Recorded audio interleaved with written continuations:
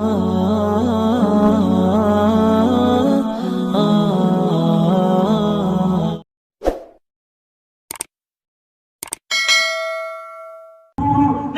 satu tempat di Libanon ini nggak semua orang Islam, nggak semua orang Islam. Rumah bertingkat-tingkat, di situ ada orang Islam, ada orang yang Kristen, ada orang ini segala macam. Nah, pas begitu lagi nembak-nembakin senjata, ini satu peluru nyasar ke satu anak orang Kristen, orang Yahudi, orang yang nggak tahu agama tuh.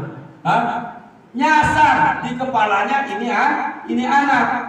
Lalu apa? Ini ibunya teriak, dibawa langsung ini anak ke rumah sakit yang ada di Libanon. Pihak rumah sakit yang ada di Libanon nggak sanggup untuk mengobati ini anak. Dibawalah ke satu tempat rumah sakit yang terhebat di dunia. Begitu dibawa ke sana, ini juga nggak sanggup karena apa? Ini peluru sudah mau menembus kota. Begitu detik-detik terakhir, ibunya ini pengen lihat anaknya yang terakhir kali. Ya, anaknya terakhir, namun sebelumnya ini ibunya teriak-teriak. "Hai Muhammad, lihat kelakuan umatmu, yang mana mereka merayakan kelahiranmu, hari maulidmu, mereka tembakkan senjata menembus kepala anakku. Tanggung jawab kamu Muhammad, di mana kamu Muhammad?" Ini orang kafir. Itu Nabi pas dia mau masuk terakhir kali ke kamar, ke ruangan ICU itu Nabi udah masuk duluan. Nabi kita, Nabi Muhammad SAW itu masuk duluan. Begitu masuk, diusap kepalanya ini anak. Begitu diusap, itu peluru entah gimana wallahu a'lam. Nabi punya mukjizat. Nabi punya mukjizat. Nggak sulit bagi Nabi mengamati kita yang berkumpul sekarang di sini. Nggak sulit. Kenapa? Karena seorang mayit itu udah tidak terhalang lagi dengan apapun pandangan seorang mayit. Al-arwahu jundun min junudillah. Jadi Nabi tahu ketika kita duduk di sini mengagungkan daripada Isra wal Mi'rajnya Nabi tahu. Nggak sulit bagi Nabi. Beda dengan kita yang masih hidup. Ketika anak kita masih di pelabuhan Ratu di pasar monyet sana, nggak bakal tahu kita yang ada di sini kalau tidak ada yang memberitahu. Tetapi kalau salah satu kedua orang tuanya sudah berpulang ke rahmat Allah, mereka tahu kalau anaknya sedang bermaksiat menentang kepada Allah Subhanahu wa Ta'ala. Jadi bagi Nabi nggak sulit mengamati kita. Tahu Bapak Indra, Bapak Nuda, Bapak ini, tahu. Ibu ini tahu. Nabi tahu. Karena pandangan Nabi itu tidak ada halangan lagi sudah. Tidak terhalang oleh tembok, dinding, debu, gunung dan sebagainya. Ibaratnya kalau ini ujung Mekah masyrik, ini maghrib. Tahu kalau Nabi ini apa-apa yang ada di masyrik dan apa-apa yang ada di maghrib. Karena pandangan sebelum main itu sudah tidak terhalang lagi. Nah, ketika itu langsung ibunya masuk. Pas begitu masuk, ini orang ngomong. Ini anak ngomong, ibu, tutup itu pintu, jangan biarkan dia keluar, tutup pintunya bu. Siapa? Kata ibunya, Muhammad. Itu Muhammad datang mengusap kepalaku, dan alhamdulillah aku bisa hidup kembali ibu.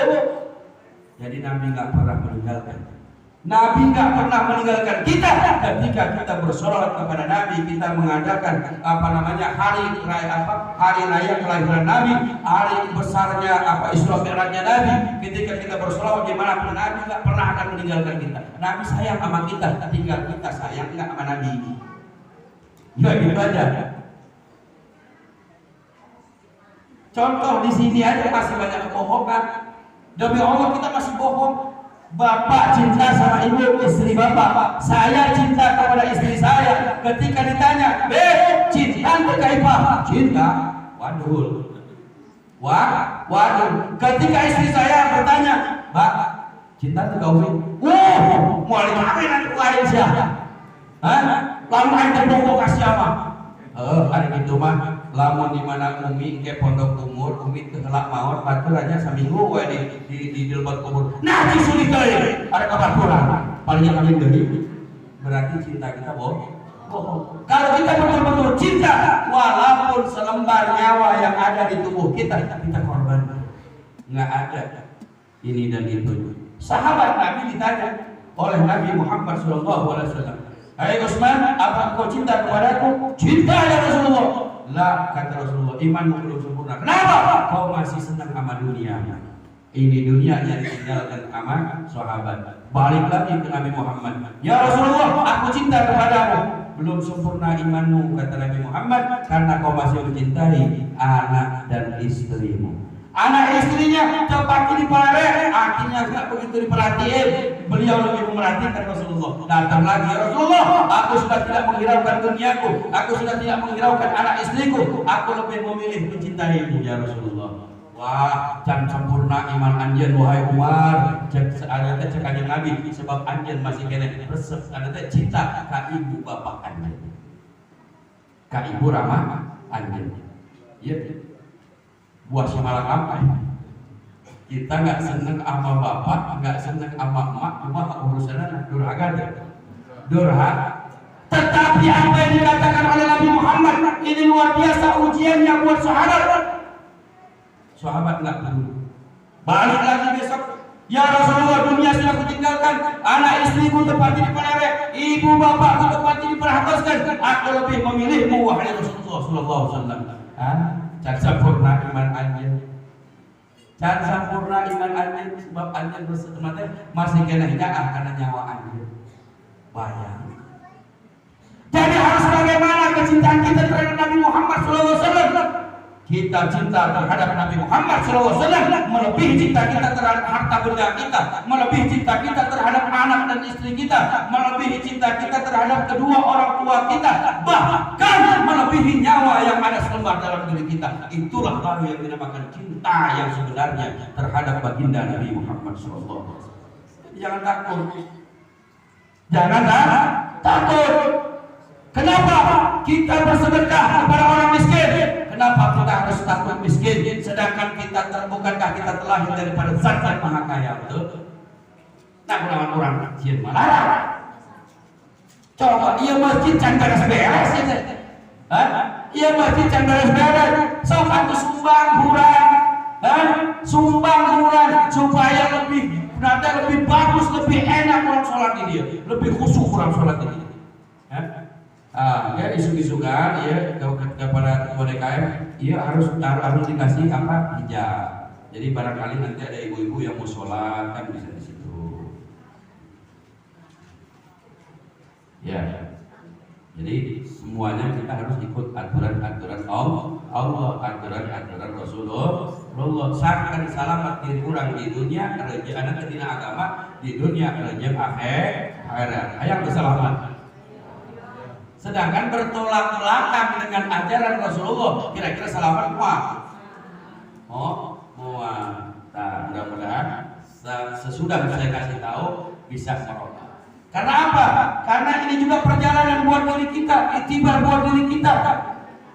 Perjalanan Nabi dari masjid ke masjid maksudnya apa? Untuk menjadikan itibar bagi kita bahwasanya akhlak kita pun harus pindah. Yang tadinya tarikus shalah harus ikut berjamaah. Yang tadinya nggak sholat harus sholat. Yang tadinya baru sewaktu naikkan kepada dua waktu, Isya, maghrib, Isya. Udah dua, naikkan lagi menjadi 3. Masuk ke subuh, masuk lagi ke zuhur, masuk lagi ke asar. Jadi kita harus estafet.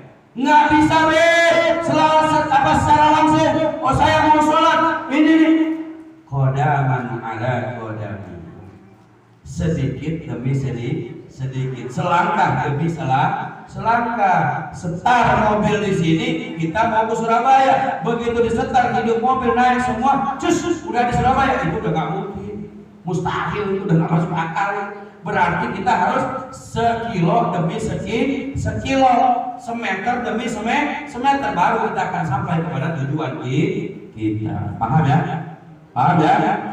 Alhamdulillah. Nah, jadi kalau kita mau ditempatkan oleh Allah di satu tempat yang disebut Mala'il A'la, maka kita pun harus memuliakan, mengagungkan baginda Nabi besar Muhammad sallallahu alaihi wasallam. Tapi kita nanti bukan di malaikat a'la lagi, tapi kita bakal masuk ke dalam surganya Allah Subhanahu wa taala, yang dimana di situ mengalir satu telaganya telaga Kausar, telaganya Rasulullah, yang mana airnya lebih putih daripada susu, lebih manis daripada madu. Wah, udah macam-macam udah. Kalau kita minumnya di situ, masya Allah. Satu hari ini kita haus, kita minum telaga Kausarnya Rasulullah, setahun kita nggak akan merasakan haus. Pak, ayam ketika ke bidadari, ayam ya Pak, nikah ke bidadari, masa terus sayang karena jadi istri. Bahagiakan seorang istri, tapi jangan berlebihan. Anak-anakmu nasihati, ajarkan dia tentang adab, ajarkan dia tentang akhlak, supaya dia nggak kurang ajar sama kedua orang tua, nggak kurang ajar sama guru-gurunya, nggak kurang ajar sama Allah dan Rasul. Sebab ada kedua orang tua yang lagi enak-enak di dalam surga, karena anak yang durhaka, anak yang nggak pernah kita didik, anak yang nggak pernah kita ajarkan tentang agama, tentang akhlak, tentang adab. Orang tua lagi enak-enak di surga, ditarik sama Allah masuk ke dalam neraka. Tapi yang enak, bapak emak ada di neraka dengan didikan orang tua anaknya menurut pada guru, pada orang tua, pada Allah, pada Rasul, sehingga anak masuk neraka, masuk dalam surga. Ini anak nggak enak, tergenah cicing di surga sorangan, tunjukkan ke Allah Subhanahu wa taala. Ya Allah, mana maksud? Ya Allah, mana bapakku? Tuh kata Allah terkekek-kekekkan di neraka. Ya Allah, demi kemuliaan zat-Mu, demi keagungan nama-Mu, demi kemuliaan kekasih-Mu Nabi Muhammad sallallahu alaihi wasallam, angkat ya Allah kedua orang tuaku. Aku ingin bersama-sama mereka ya Allah. Bayangkan ya Allah, 9 bulan aku dikandung oleh ibuku. Aku tidak pernah meminta apapun. Aku selalu mengikuti apa yang dikatakan oleh beliau. Nak sholat iya sholat, nak belajar iya belajar, nak pergi mengaji iya pergi mengaji. Sami'na wa ata'na, aku terhadap ibuku ya Allah. Bapakku pagi siang sore malam mencari nafkah untuk membiayai kehidupanku, untuk membelikan pakaianku, maka mereka berjasa kepadaku ya Allah. Angkatlah mereka dari neraka-Mu ya Allah, masukkan mereka ke dalam surga-Mu ya Allah. Akhirnya Allah angkat diri kedua orang tuanya masuk ke dalam surga. Alhamdulillah. Yang paling bersyukur lagi anak emak bapak masuk ke dalam surganya Allah, la bi ghairi hisab. Alhamdulillah. Tanpa proses. Oh, ini udah nggak usah ditanya lagi, udah bagus. Masuk. Ini masuk. Kenapa? Ya Allah, udah nggak perlu diragukan lagi. Kamu walaupun tanya juga capek-capek doang nanyanya. Man robuka, dia udah paham. Saya yang mengajarkan mereka, Rasulku yang akan menuntun dia. Makanya mudah-mudahan kita di dalam akhir hayat kita dipersilahkan oleh Allah untuk mengucapkan kalimat semua la ilaha illallah Muhammadur Rasulullah. Ketika di dalam gerbang sakaratul maut, Rasul datang menyapa kita. Ketika kita berada dalam kubur, mudah-mudahan Rasul datang menyapa kita. Ketika kita berkumpul di padang mahsyar yang mana matahari hanya sejengkal, Rasul datang menyapa kita, dan Allah ridho kepada kita untuk masuk kepada surganya, dan Allah ridho kepada kedua mata kita untuk memandang zat suci Allah Subhanahu wa taala. Kedua mata kita Allah ridhoi untuk memandang zatnya Nabi Muhammad sallallahu alaihi wasallam. Apa hidung kita diberikan Allah untuk mencium jasad wanginya Nabi Muhammad sallallahu alaihi wasallam. Demi Allah Pak, saya kesini nggak minta bayar. Demi Allah, nggak dibayar pun saya nggak apa-apa. Nggak apa-apa, saya bawa duit. Ini demi Allah atas kecintaan saya terhadap umat Nabi Muhammad SAW. Makanya orang teh kudu resepnya, orang teh kudu resep. Ulah aya setan bin iblis mengancing dina diri urang. Ngaji kakarah sajar, geus esot. Astagfirullahaladzim. Ini setan. Kenapa? Karena setan itu bisa masuk ke urat-urat darah kita. Itu bisa dimasukin. Kadang-kadang masih kita di perjalanan ke mana Pak? Ada ngaji, mumpung ayah Habib dia. Dulu melingkaran di dia kan di postur tak orang gapai. Barang kailan kapincut kupang ora setan bin iblis laknatullah. Akhirnya mandek di pos ronda. Begitu ceker double 6 keluar. Gebrak mau. Kira-kira kemana? Kira-kira kemana mau? Atau ayah ibu-ibu anu lata mudah-mudahan diri daya anu latanya. Begitu ceker kata Jom, kayu gede, kayu layar, kan ada ya, yang begitu ada kan? Ini penyakit subhanallah. Ini penyakit dari Allah subhanahu wa ta'ala. Maka mintalah kepada Allah, karena semua obat ada dari Allah. Kodok dan kodar, syarrihi wa syarrihi khairi wa syarrihi min Allah ta'ala. Baik buruk itu datang dari Allah. Ketika buruk, minta yang baik kepada Allah. Ketika baik, minta lebih baik lagi dari Allah subhanahu wa ta'ala. Coba ketika ditajok ya, tersandung Allahu Akbar. Ketika sandung Allahu Akbar, orang kalau meninggal dalam keadaan mengucapkan takbir, papat dakal jannah, masuk surga enggak? Masuk surga enggak? Yakin. Harus ya, yakin. Tapi kalau kanyut badan, kanyut leher, begitu masuk meninggal, lus karena kanyut badan. Kira-kira kumaha maotna? Kira-kira mau kumaha? Makanya biasakan lidah kita untuk berzikir kepada Allah Subhanahu wa ta'ala. Ini syahrul Rajab. Ya, ini bulan Rajab. Perbanyaklah meminta ampunan kepada Allah Subhanahu wa ta'ala. Karena apa? Di bulan Rajab ini Allah tidak melihat kejelekan kita. Allah tidak melihat sifat dan kelakuan kita yang buruk. Hanya Allah melihat sifat yang baik saja. Allah enggak lihat. Di bulan Rajab ini Allah ningali karena tingkalan anu awal bulan Allah hanya melihat yang baik. Subhan. Kenapa? Karena ini adalah bulan Rajab Sarullah. Ya, bulannya Allah. Nanti masuk kepada Rajab Sya'ban. Sya'ban adalah syahri.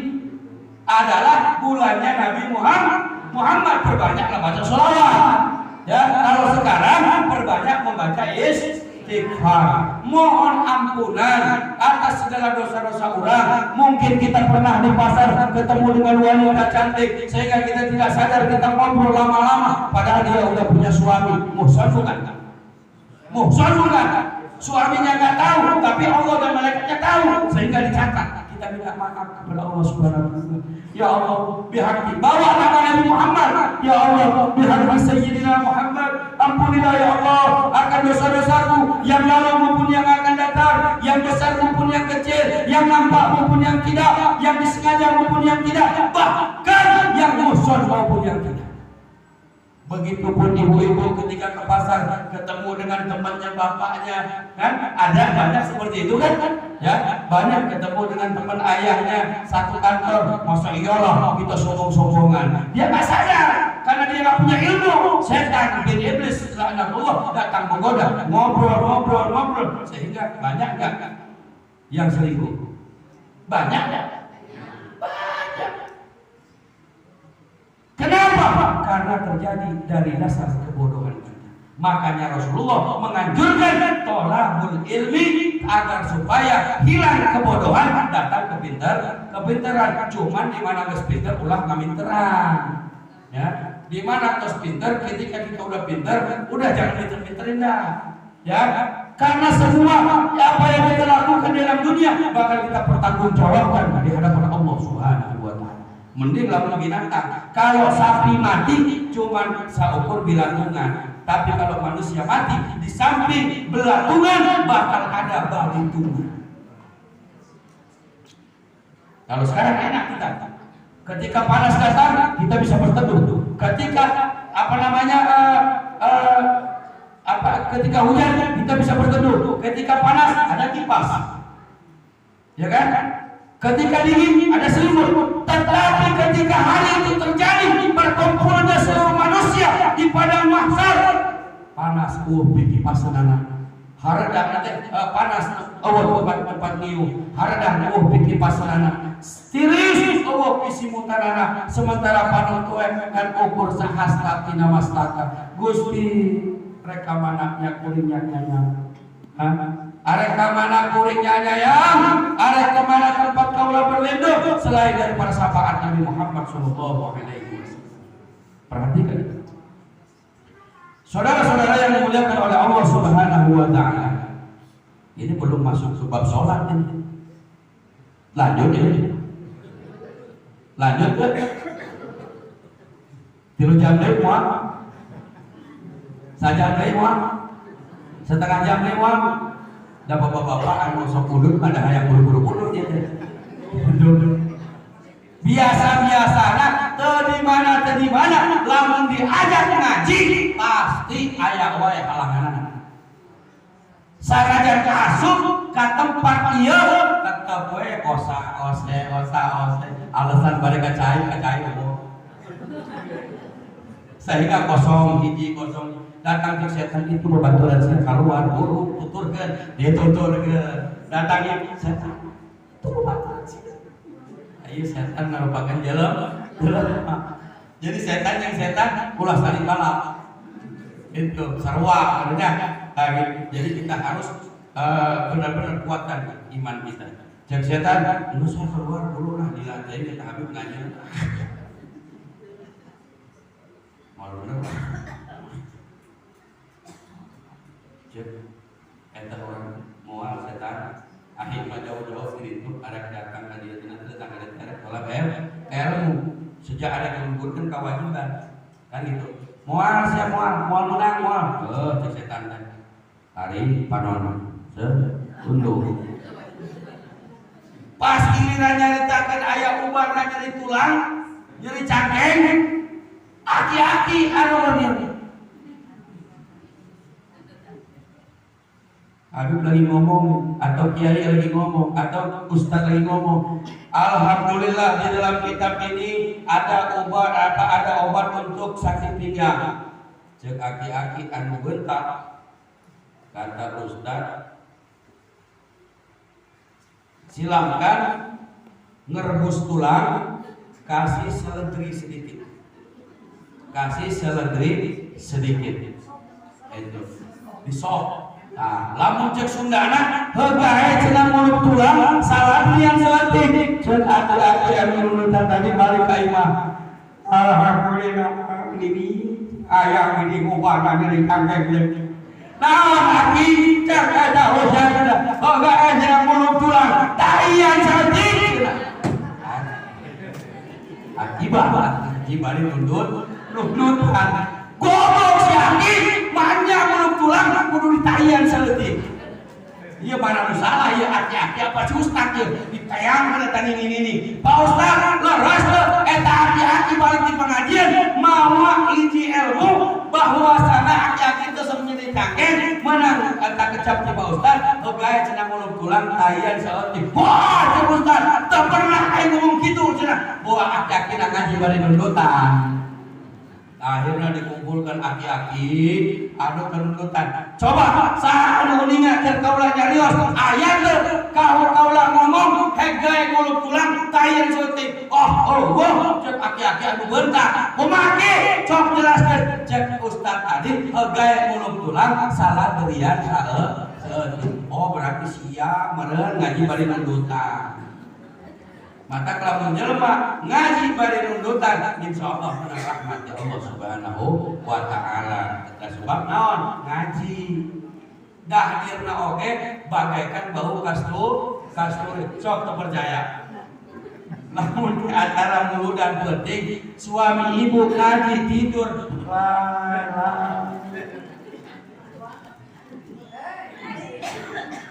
tong diletak. Nah gitu, diambil Bau gering, coba Habib sudah bau kasturi. Hakikatnya itu bau kasturi.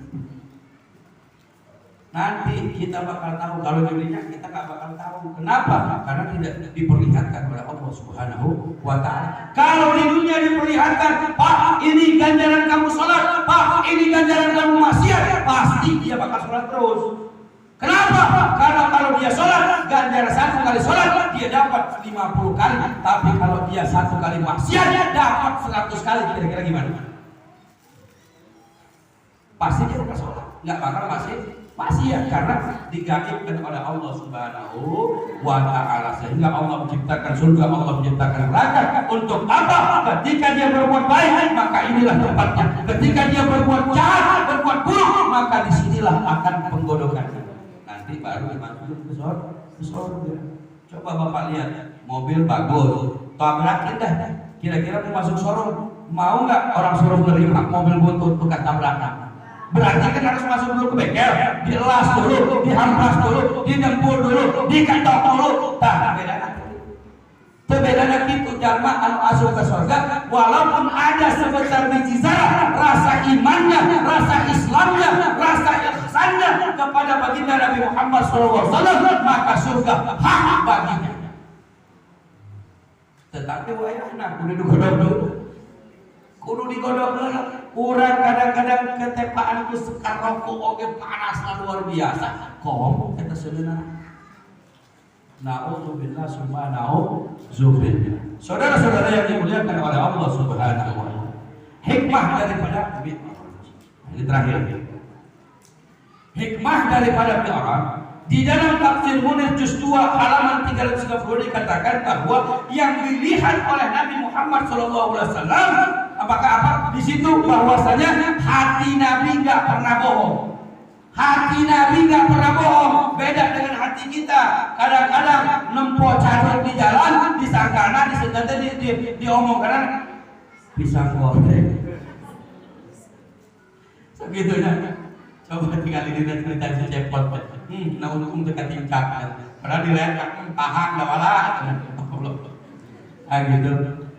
Masyaallah muslimin wal muslimin. Tetapi hati Nabi, apa yang dilihat oleh Nabi ketika Nabi melihat surga, ya surga itu yang dilihat. Ketika Nabi melihat neraka, neraka itulah yang dilihat. Ketika Nabi melihat di antara dua neraka ini apa? Di antara surga dan neraka. Di neraka tidak, di surga tidak. Karena tempatnya jelma-jelma burung tak. Jelma-jelma gelok ini nyata. Ketika datang angin surga, dia ketawa-ketawa enak, masya Allah. Ketika datang angin neraka, dia menangis, menjerit, merasakan kepedihan, kesedihan dan sebagainya.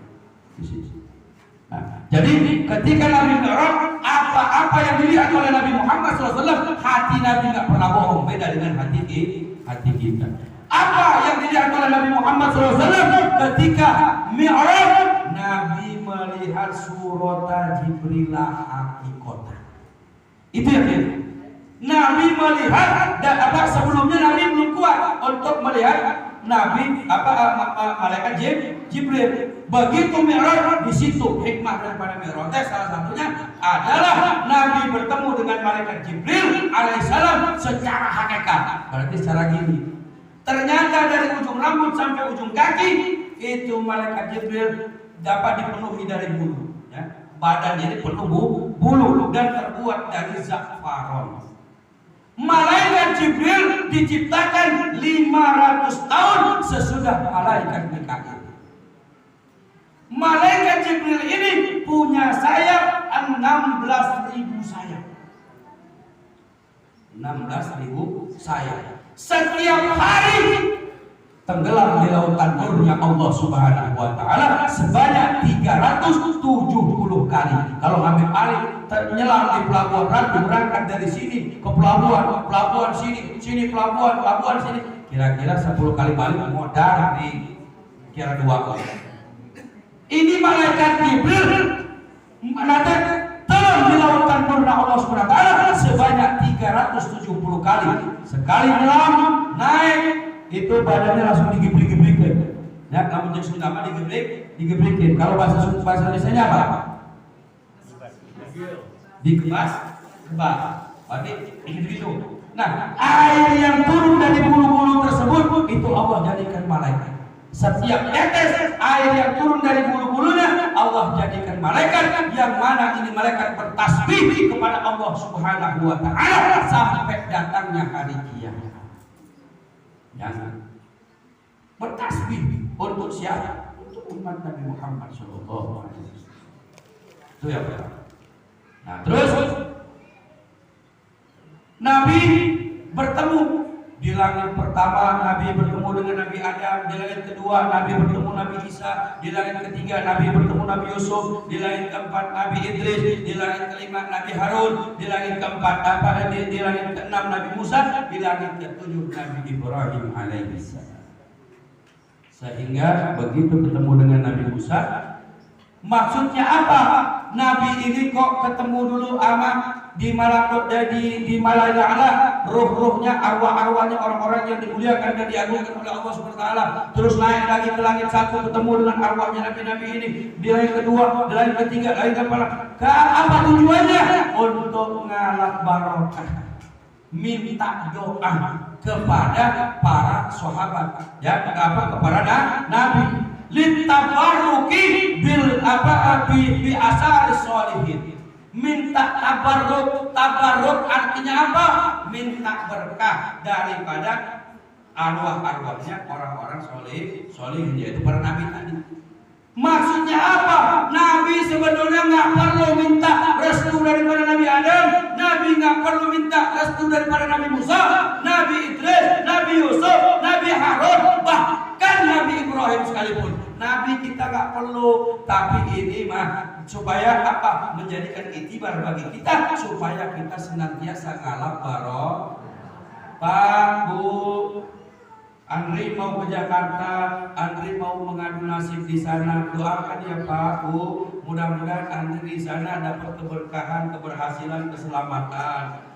Oh, kata bapak dan ibunya, tercukup ngalap barokah di bapak aja cuma. Tuh ayah guru aja, kiai. Tok ngalap barokah ke Ustaz. Minta didoakan ke Ustaz. Nyuhun kencai supaya mana berkah, selamat, hasil maksud. Maksudnya itu contoh. Iktibar, menjadikan iktibar buat kita contoh supaya kita senantiasa ngalap barokah. Terakhir yaitu Nabi Isra Nabi Mi'raj mendapatkan perintah sholat. Ini ada 12 orang yang meninggalkan sholat. Ada 12 siksaan hukuman orang yang meninggalkan sholat. Jadi kita bahas kok. Pak, izin. Ini ada 12. Kira-kira ada yang dijelaskan semua? Kira-kira lamun gak gawe tanggung ngeunah mah. Ibu bapak, ya, keur malam Jumatan tanggung ngeunah mah. Moal. Habib ge da moal ngeunah tuh ketanggung mah. Maka kurang parakeun. Gitu. Kurang parakeun. Jadi hikmah anu katilu farradallahu khamsa sholawati. Ya, tuh. Yang ketiga, artinya Allah telah memberikan tugas kepada Nabi dengan tugas yang begitu mulia, yaitu sholat 5 waktu. Maka ini masjid harus diramaikan ya, dengan sholat 5 waktu. Dur waktu zuhur, ulah dari perjalanan. Dur waktu asar, ulah dari kecapean. Dur ada kasorean. Dur waktu maghrib ulah aya dina kacapean. Dur waktu isya ulah aya dina. Dur waktu subuh ulah aya dina. Jadi kudu tepat waktu heuyeun awak urang untuk beribadah kepada Allah Subhanahu wa taala. Karena ini adalah hukum. Hukum tidak mengenal siapa kamu B, hukum tidak mengenal siapa kamu Ustaz, hukum tidak mengenal kepada siapa kamu kiai, hukum tidak mengenal kepada kamu jenderal, kepada kamu presiden, kepada kamu bupati, kepada kamu camat. semua kena dengan hukumnya Allah Subhanahu wa taala. Barang siapa yang menaiki satu kereta berarti dia mencapai kepada keselamatan. Tapi kepada siapa-siapa orang yang berdiri di rel tersebut, kereta datang, salahnya. Kenapa berdiri di tengah-tengah? Karena kereta jalannya nggak bisa kemana-mana, tetap di rel. Kalau kita nggak naik kereta ikut, maka kita jangan harap akan selamat. Pasti kita akan tertabrak, hancur, luluh berantakan. Betul.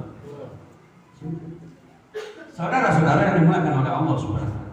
Asal usul sholat 50 sholat di dalam 5 waktu. 1 kali sholat 2 rakaat. Berarti 50 dibagi 5 waktu. Berarti 50 dibagi waktu. 1 waktu 10 sholat. Berarti 20 rakaat. Namun beda nak kurang karena sholat tarawih. Benar kan? Berarti lamun di mana orang sekali sholat berarti kurang tarawih. Maka alhamdulillah ya, 1 kali alhasil setiap waktu kurang sholat berarti tarawih. Alhamdulillah diperkecil menjadi 5 waktu dalam sehari semalam menjadi 17 rakaat.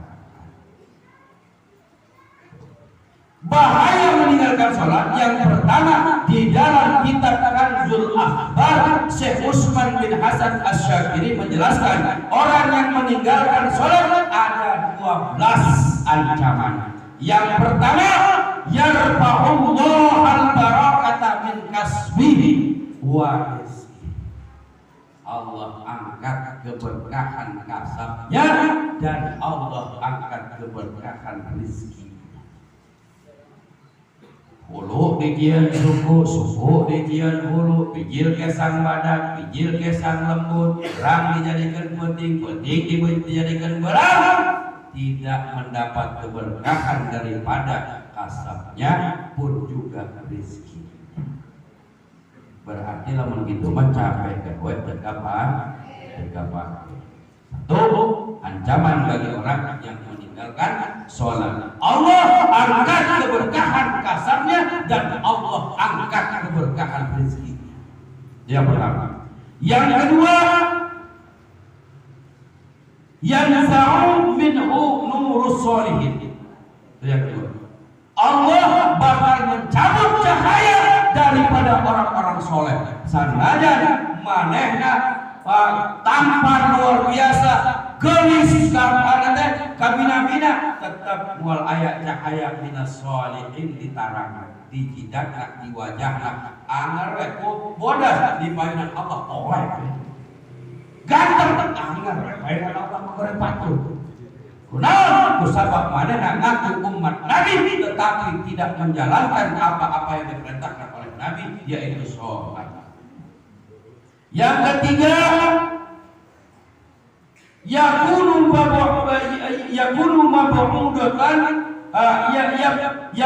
mab'udan fi qulubil mu'minin, akan dibenci oleh hati-hatinya orang-orang mukmin. Ayo mah tersep ke dalam ayat para sholat, para ngaji, para ibadah. Ada nggak yang begitu? Kita aja dulu kalau melihat orang nggak sholat sementara kita suka sholat, kira-kira suka benci nggak?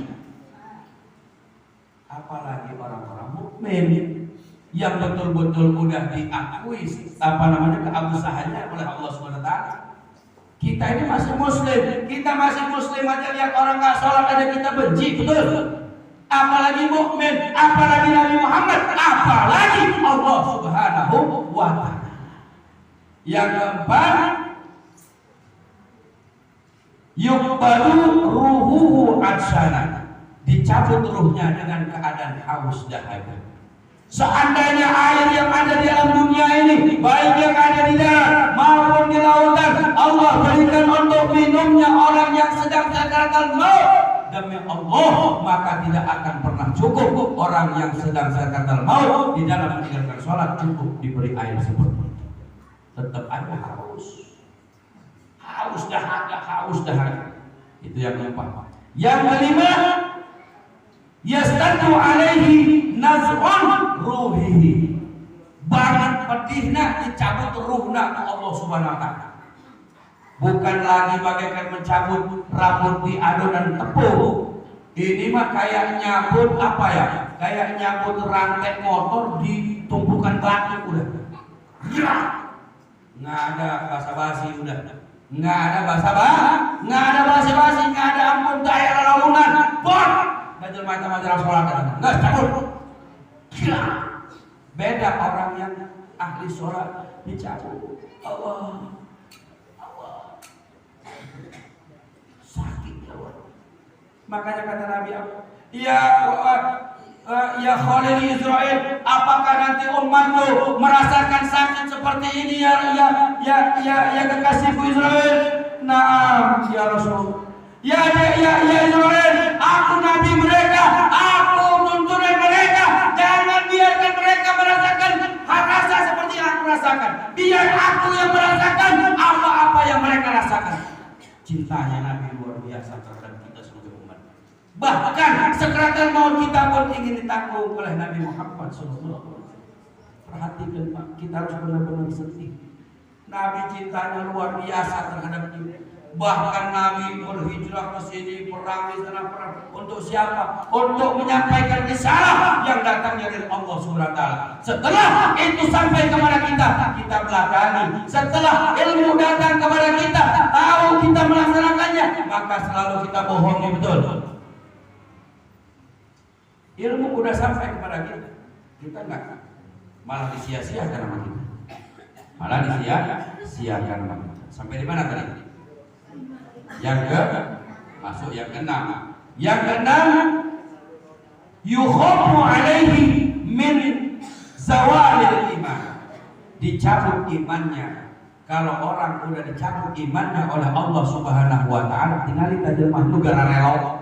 Nah, jelmaan negara relo eta Allah imannya dicabut oleh Allah Subhanahu wa taala. Kadang kalaupun kita masih hidup dalam dunia, ketika kita maksiat pun Allah nggak bakal ridho iman di bawah-bawah. Itu dicabut dulu sama Allah Subhanahu wa taala.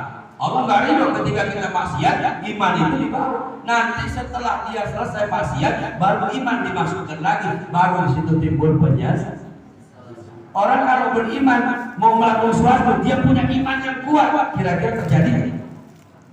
Terjadi nggak?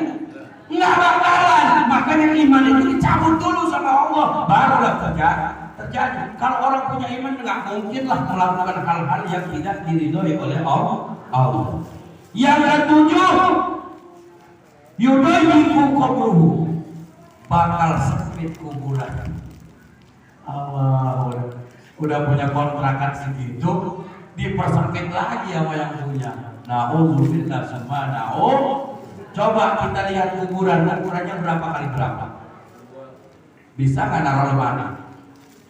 Bisa nggak naruh panci, kompor dan sebagainya? Nggak bisa. Udah segitu dipersempit lagi sama Allah Subhanahu wa taala. Udah sempit dipersempit, maka dari itu jangan tinggalkan sholat. Yang kedelapan, tustatu alaihi zulmatul qabr. Sangat gelap sekali kuburan ini.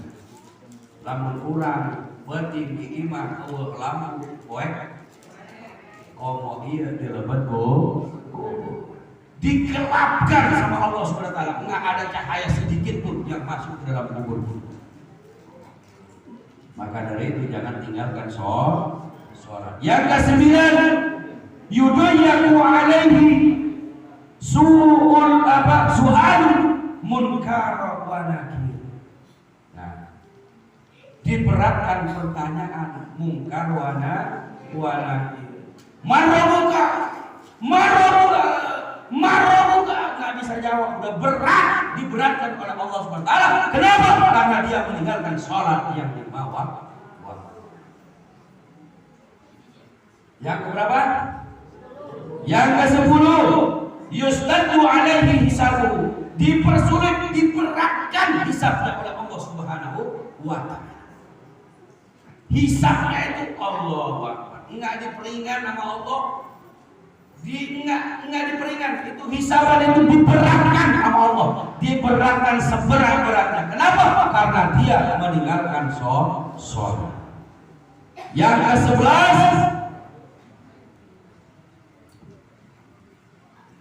yughdhabu alaihi rabbuhu, dibenci oleh Allah Subhanahu wa taala. Nauzubillah subhanahu. Kalau udah dibenci sama Allah Subhanahu wa taala, kira-kira saya mau bertanya, ada enggak dari 124.000 nabi yang bisa mengangkat derajat orang yang sudah dibenci sama Allah? Ini Allah yang benci, bukan nabi yang benci. Ini Allah yang benci. Kalau sudah Allah yang benci, dari 124.000 nabi, ada nggak kira-kira yang bisa? Nggak akan ada. Nggak akan ada. Bahkan diceritakan di situ saja, ridho Allah wa ridho birrul walidain. Allah mau sepati-pati ridho ka anu jadi budak, lamun teu ibu ramana ridho. Pun sebaliknya murka Allah wa murka birrul walidain. Moal pati-pati Allah murka, lamun teu ibu ramana murka. Kalau sudah ibu bapaknya murka, ya Allah udah selesai di situ. Allah juga murka, bakal menurunkan azab kepada si anak. Nah ini pun sama. Ketika Allah sudah murka, dia nggak taat kepada ustaz, dia nggak taat kepada guru, dia nggak taat kepada nabi, dia nggak taat kepada Allah, maka sama Allah Subhanahu wa taala dibenci. Kalau udah dibenci sama Allah, kemana larinya? Pasti dia dapat dakhalan masuk ke dalam neraka yang Allah SWT. Mudah-mudahan kita selalu dihisab, selalu diampuni. Saudara-saudara yang dimuliakan oleh Allah Subhanahu wa taala. Yang terakhir. Nah, yang terakhir. Yang ke-12, yu'aqabuhullahu binnar. Menyiksa Allah dengan neraka Allah Subhanahu wa taala. Jadi orang-orang yang meninggalkan sholat akan dimasukkan oleh Allah Subhanahu wa taala ke dalam neraka wel. Neraka mana? Neraka wel. Imam Atta mengatakan neraka wel adalah jurang yang ada di dalam neraka jahanam. Neraka jahanam maksudnya ngabogaan jurang disebut wel. Ya, neraka wel yang dipenuhi oleh air nanah dan darah yang bau busuknya luar biasa, yang mengalir daripada parji-parjinya wanita-wanita ahli nar, yang keluar daripada parji-parjinya wanita-wanita ahli nar. Itu dikasih minum buat orang yang meninggalkan sholat. Haul, kita betul usia, cai nanah, cai darah anu keluar dengan parjina wanita-wanita ahli nar. Mudah-mudahan ya Allah, ibu-ibu, wanita-wanita yang ada di sini semua ahli jannah. Mendapat syafaat dari Nabi Muhammad SAW. Mudah-mudahan acara tausiah pada pagi hari ini mungkin saya cukupkan sampai di sini saja. Mudah-mudahan yang baik itu datangnya dari Allah SWT, yang buruknya semata-mata kealpaan, kekhilafan dari saya. Dan mudah-mudahan sekali lagi tidak kita kembali dari ini masjid sebelum Allah ampuni akan segala dosa-dosa kita, yang lalu maupun yang akan datang, yang besar maupun yang kecil, yang nampak maupun yang tidak, yang disengaja maupun yang tidak, yang muhsan bahkan yang tidak, sebab kecintaan kita terhadap baginda Nabi kita Muhammad sallallahu alaihi wasallam. Dan mudah-mudahan di dalam akhir hayat kita senantiasa dapat mengucapkan kalimat la ilaha illallah Muhammadur Rasulullah sallallahu alaihi Alaihi Wasallam. Ketika kita masuk di gerbang sakaratul maut, kita mendapat syafaat dari Rasulullah. Masuk dalam kubur, kita mendapat syafaat dari Rasulullah. Begitu kita kumpul di dalam mahsyar, kita mendapat syafaat dari Rasulullah, sehingga Allah ridha, Rasulullah ridha. Kita masuk ke dalam surganya Allah bimautil alim was suhada wa bi husnul khatimah. Amin ya Allah ya rabbal alamin. Akhirul kalam billahi taufiq wal hidayah wal afu minkum. Wassalamu alaikum warahmatullahi taala wabarakatuh.